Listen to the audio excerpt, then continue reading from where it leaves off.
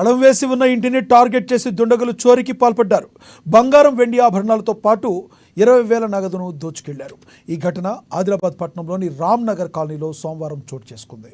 రామ్నగర్కు చెందిన ఎనుగంటి ప్రవీణ్ తన కుటుంబ సభ్యులతో కలిసి ఊరు వెళ్లగా తెల్లవారుజామున దుండగులు ఇంటి తాళం పగలగొట్టారు. లోపలికి చొరబడ్డారు. వారు భద్రపరుచుకున్న తులం బంగారం, 12 తులాల వెండి నగలతో పాటు 20,000 రూపాయల నగదును తస్కరించారు. బాధితుడు మావల పోలీసులకు ఫిర్యాదు చేయగా వారు ఘటనా స్థలాన్ని పరిశీలించారు. వేలిముద్రల నిపుణులు అక్కడ ఆధారాలు సేకరించారు. ఈ మేరకు కేసు దర్యాప్తు కొనసాగుతుంది.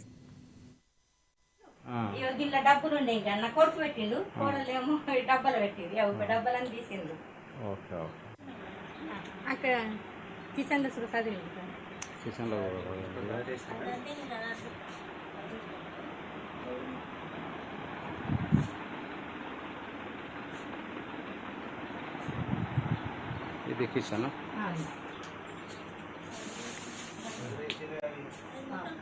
గిల్ల ఎన్ని తీసి కింద వారి కింద చదివిండు. ఇక గిల్ల డబ్బులు ఉండే ఇంకా నా కొడుకు పెట్టిండు. కోడలేమో డబ్బలు పెట్టిండు. డబ్బలని తీసిండు. Okay okay.